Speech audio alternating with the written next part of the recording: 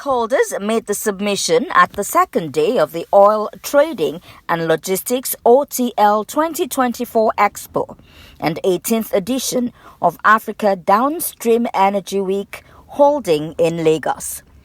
The OTL Day 2 featured 2 sessions with panelists comprising operators, regulators, policymakers, and economic experts, highlighting issues and charting pathways for profitable operations, focusing on promoting and developing business, policy, and operational relationships in the downstream energy value chain. We talked about migrating from downstream to midstream to upstream.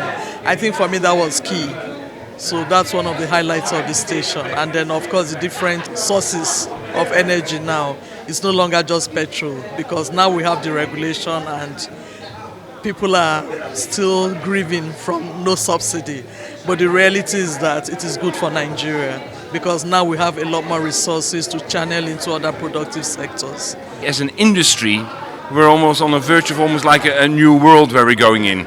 And I think it's important that when you have those kind of moments in history, if you want to call it like that, you discuss with each other, what does it mean? And how do we deal with this in almost like in an organized way? Because at the end of the day, and I come from a consumer point of view, it's important that the Nigerians benefit from this. Yeah, either in terms of supply security, in terms of more competition, in better service, and I think that's what we always should keep in mind.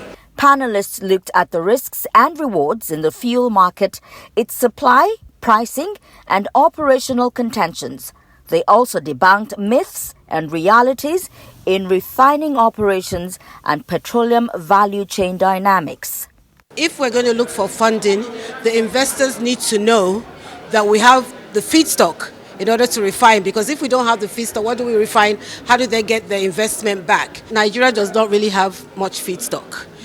Our production is very, very low. It's lower than pre-COVID, and we are encouraging the government to increase the daily production. But hindsight and history has taught us that it does not make economic sense for Nigeria to export all her crude.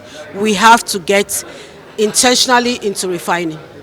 Participants at the event called for a common African currency to end dependence on dollar, adoption of harmonized regional fuel specification regime, industry partnerships, and the prioritization of pipeline infrastructure.